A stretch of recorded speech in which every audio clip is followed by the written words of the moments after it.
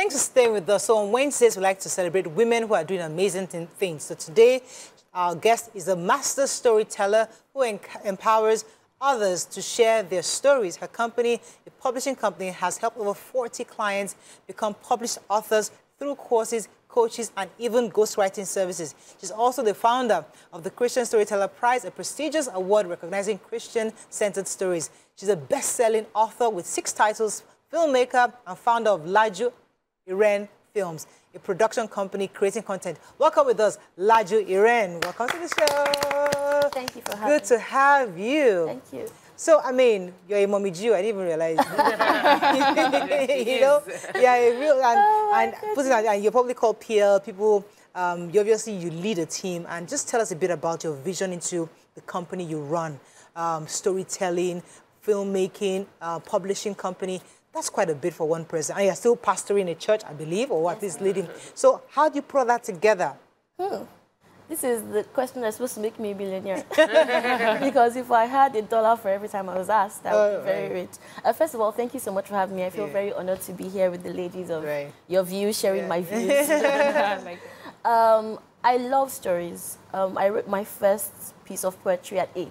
It was for my grandpa. Oh, grandpa, up in the sky. It's just too early to say goodbye. My dad's a doctor, but he loved writing. So I think I kind of picked that up.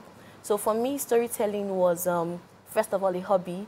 And then it became a career. I did mass communication for both my degrees, worked in the press for about 5 years. But then it was also a calling because as a pastor, you can pastor people on Sundays, but you have social media pastoring them Monday to Saturday. You have movies pastoring them Monday to Saturday. You have friends, even that same Sunday as well. So I think one thing I really desired to do was to impact people and change lives through stories. And I think stories have a way of changing our hearts or changing our minds by targeting our hearts. So there are some concepts you never agree with. Nobody would have ever told you that you will root for a robber. But if there is a movie where, if there's a movie like Money Heist, where you can see their feelings, their emotions, the reason why they're doing what they're doing, we tend to be empathetic when we understand people's stories, even if we don't have so much in common with them. And I think that is one reason I love stories in particular, and I try to empower other people to tell theirs, as well as telling stories of my own. Okay, so I read your profile, and you're into filmmaking. Yes, ma'am. I'm wondering, you know, how do you delegate certain parts of you? Yes. Or are you fully present when it's filmmaking time? Because we have a filmmaker on set as well, and she will disappear for a while she's producing. So do you do that, or do you delegate? Do you co-produce, co-direct, or do you fully do that? Okay, so I'm executive producer of my team, Iren Films, but I'm also the main writer. So for every film I've made, for example, this Christmas we're releasing 3 movies. I wrote all 3 of them. So I'm usually the main writer for the film. Congratulations. But then I have people on my team who are producers. I don't direct because I think as a producer, you are running up and down looking for money, making sure. So I don't work as a director, but I generally write because I have time to really put myself into the story and write. General overseer. That's one way to put it, Mariam. Yeah, but generally I write and then I do some producing as well. But I have really good producers. I have a really good producer that I work with often, and then really good directors. So my last film, Mistakenly Yours, I worked with Biodun Steven on that as director. So directing is not really my strength, but I'm a good producer, I'm a good writer. And then I generally have, like she said, I'm a general overseer. So I think there are parts of it that are delegated, and there are parts of it that you have to do yourself. For example, marketing, even if you're delegating, you still have to be present because you're like, the money must come out from what we invested. So does the money come out when you did this movie? It will come out. It will. So currently what we're doing now is we're trying to find alternative modes of distribution for film. So many times what you do is you either go to the cinemas, or you go to a streaming platform, or you do free-to-air like YouTube. And I have a movie on Prime. I haven't gone to the cinemas yet. My husband did with his last film. I also have movies on YouTube. But one thing I've been working on is alternative modes of distribution where you can sell directly to consumers without it being a long-term subscription-based model. So, for example, we have something called a virtual cinema, and that is something we've been doing with our films. We did that earlier this year with my film Mistakenly Yours, directed by Biodun Steven. And we were able to make really good numbers from that, where we sell want to see the numbers? Yes, I think we made about 26M from that film in particular, and it was more or less everything coming to us and then us. Fantastic. So but now we're doing that again, 3 movies in 1. It's on my T-shirts. You can get the tickets on my T-shirts in case you missed it. Yeah, so the thing with when we talk to women is we're always asking that the first question Mariah asked, which is, oh, how do you do it? Or like, how do you do it? But you've started by telling us that writing was what you started with. Yeah. But when you moved into movie and being a Mommy Gio, how did you, and that's a thing. It's a lot of work. It's work. How do you compartmentalize the responsibilities that come with being Mommy Gio and doing a movie? Yeah. Managing those relationship dynamics where you are demanding excellence in how they deliver work, but yet you're supposed to be Mommy Gio, who is compassionate and feeling for. So how do you balance that? You've asked a hard thing. So I think, first of all, I've learned not to define myself by what I do. I have a nickname called A to Z, which is different letters of the alphabet, then larger.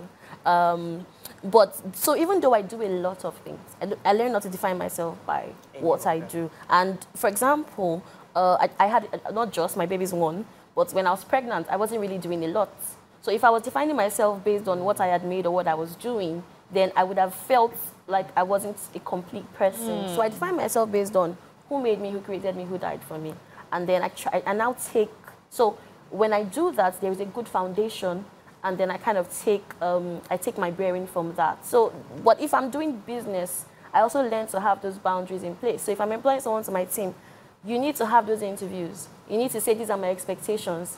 So that it's not a situation where you misbehave. And then, but I think just really, if you're a kind person, you're a kind person. If you're a disciplined person, you're a disciplined person. And sometimes you have to wear different hats, but it's the same head.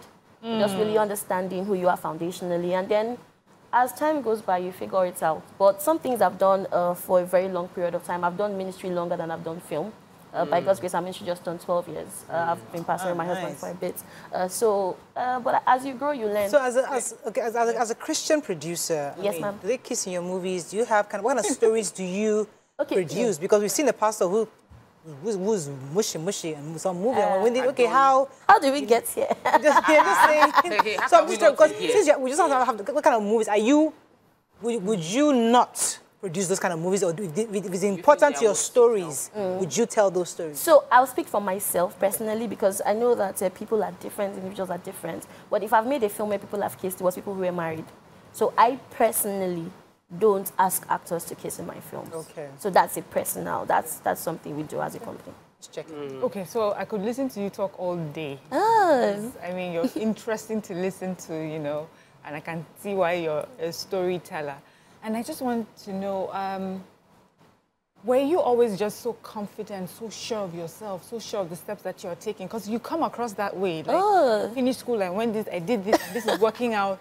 Like, or did you have challenges, and what has helped create this person that, you know, so enjoyable to listen to now? I was about to start singing and say, I've cried so many tears. But I think I like the conversation you guys were having about International Men's Day. Because when you look at a woman who's strong, you most likely have men who have contributed to that, and women as well. So, for example, a major part of my self-esteem is largely my dad. My dad had 3 girls, and he never made us feel like we were less than. He still is that dad. He's still very affectionate, very expressive. He tells you, I love you 10 times a day. There was a story my husband was giving about how he was sitting with my dad, and my dad had pecked me like 3 times. And he came and pecked his own because I was like, So there is that. And then, of course, thankfully, I married well. So I married somebody who really does support me. So I think that helps. But I think at the basis of it is really knowing who you are.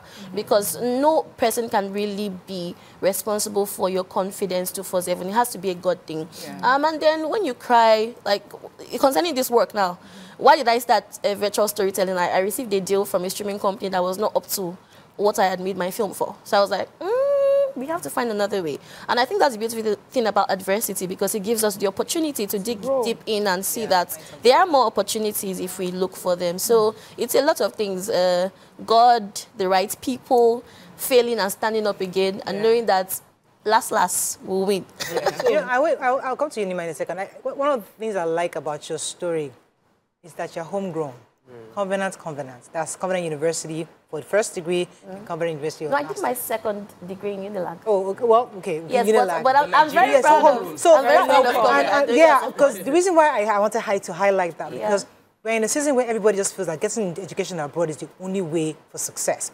Tell me about that, your own experience, or the steps you've taken in your career. Yeah. You think maybe working and schooling in Nigeria probably helped you to push forward? I think that's beautiful. I think I've been privileged. For example, Covenant University gives you the opportunity to have that global education, but still have that homegrown, I understand the way Nigeria works kind of situation. Homegrown values. So I am grateful for that.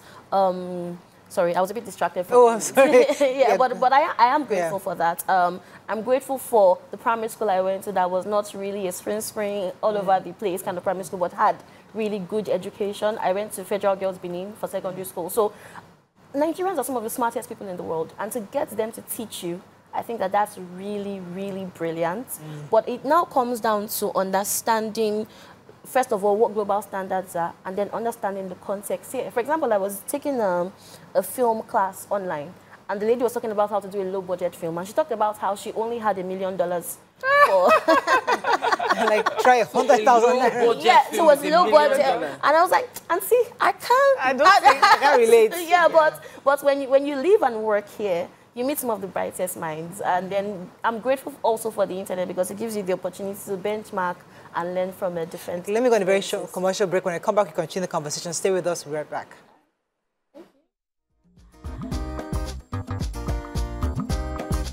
Stay tuned.